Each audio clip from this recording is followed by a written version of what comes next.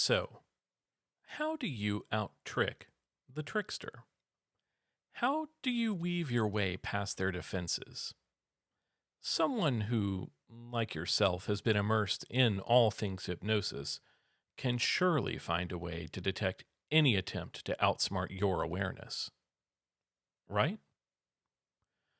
A lesser hypnotist would try to use that moment of agreement as a jumping off point into a series of questions designed to get you agreeing, but you're too smart for that, right? It would be silly to try because your brain is so used to the easy things, so it only makes sense that I'd leave that by the wayside. But still, it can be nice to be agreeable now and then, right? But let's put that aside for now, though, and focus on what's important.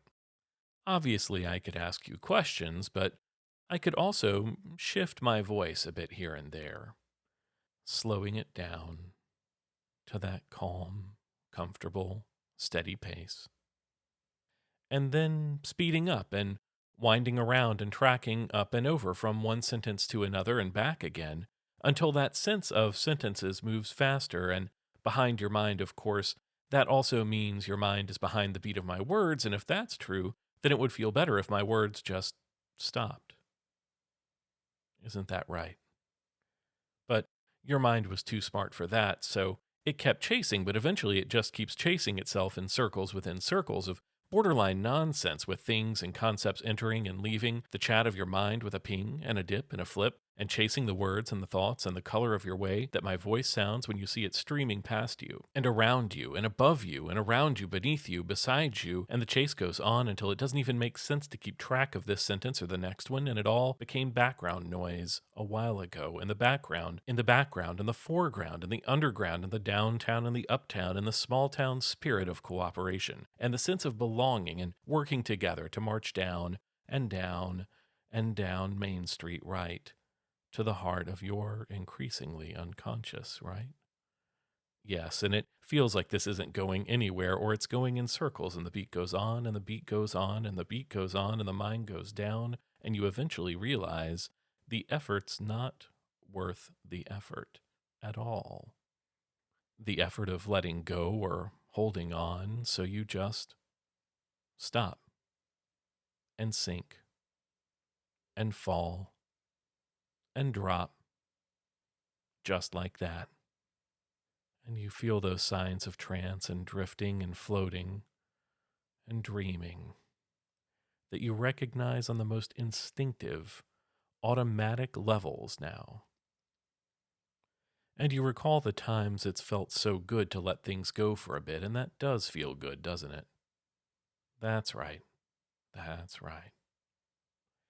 And your body and mind respond in kind as you just drift down and sink down and float down now, because letting go just feels good, because being at peace just feels right, because letting yourself be right here in this moment is the easiest, simplest choice.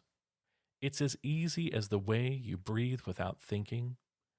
It's as easy as the way you listen without thinking. It's as easy as the way you think about not thinking just long enough to realize that the more that happens, the better you feel. It's as easy as the way you respond to a simple touch, a finger sliding down an arm, just giving you permission to sink and melt even more into trance. Now that you found your way down into this place, I wonder how easily you could think about the times when you found yourself letting go, really letting go in the past. Now, you know as well as anyone that remembering past trances only serves to enhance the trance you're in now. But that also doesn't matter when you realize that enhancing this trance just feels right now. It feels good to just be in this space at this time. No matter how much you know about hypnosis, how much you feel you know about hypnosis, the underlying truth is that when you're ready to go into trance, when you're ready to let it happen, when it's safe and appropriate to do so, then it just feels good to do it. And as you enjoy those feelings of knowing how good it feels to be here now, you can also notice that that knowing just starts to stick. Your mind is building a memory of how good this trance can feel because having that sort of memory, that sort of feeling close at hand is useful, is it not? So take a moment now to just snapshot this feeling. The way your body feels as it melts into that loose, limp place. Or the way your mind feels unburdened of the need to do anything but just listen and be present. And as that memory clicks in, you may find yourself able to access this memory of trance as easily as you would like. You may find that you can recall the best pieces of this trance whenever you need or want to. And you may find that that recollection is as easy as recalling the sound of my voice or this simple little holiday gift.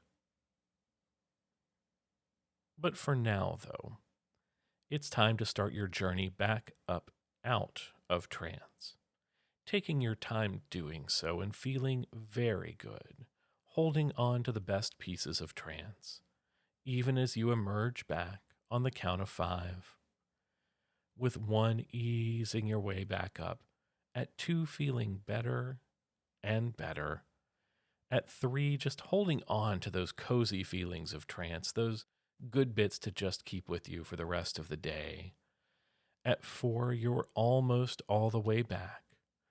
And at 5, you're wide awake. Welcome back.